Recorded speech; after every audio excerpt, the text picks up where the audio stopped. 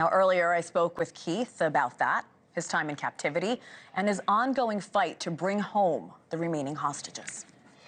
Keith, it's been 2 months since you were released. I have to commend you on your honesty and transparency after going through such trauma. My first question is, how are you doing tonight? I'm a very lucky man. I'm a very lucky man to have been released alive from 484 days of hell, of captivity. I am very, very grateful to President Trump for his incredible efforts and success in reaching an agreement that brought me back.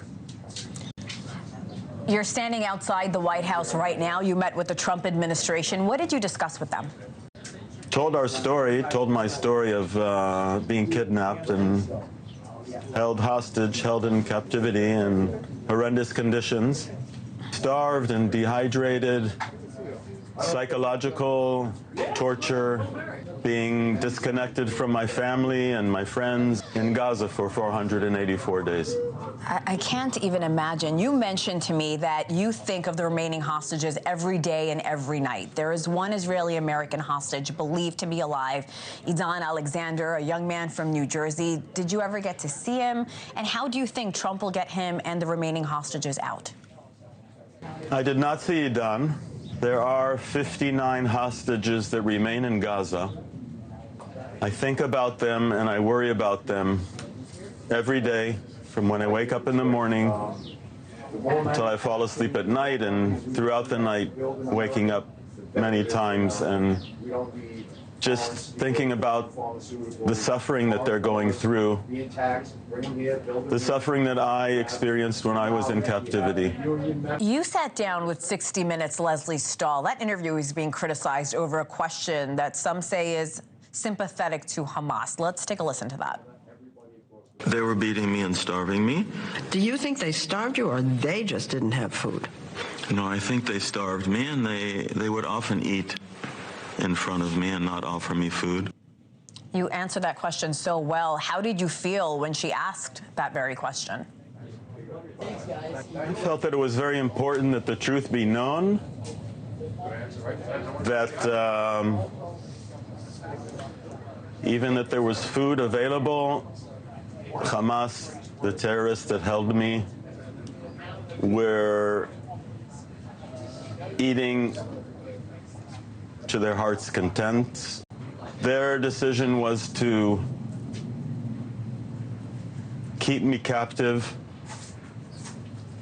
and deny me of basic human rights, deny me of my freedom.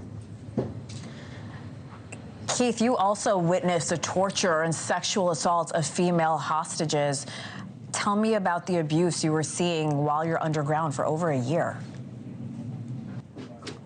I saw the torture.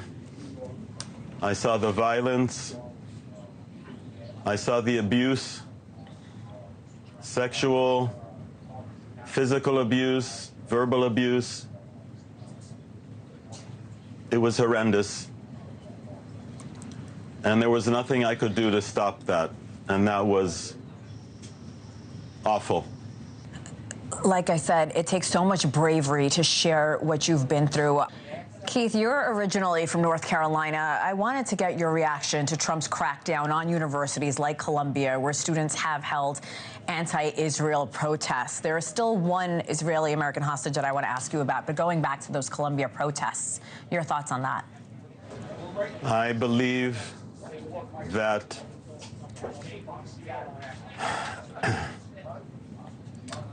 Israel is being portrayed in a one-sided fashion by many in the world. My priority today is doing what I can do to get the hostages back. Thanks so much for watching. Go to joinnn.com to find NewsNation on your television provider. And don't forget to click the red subscribe button below to get more of NewsNation's fact-driven, unbiased coverage.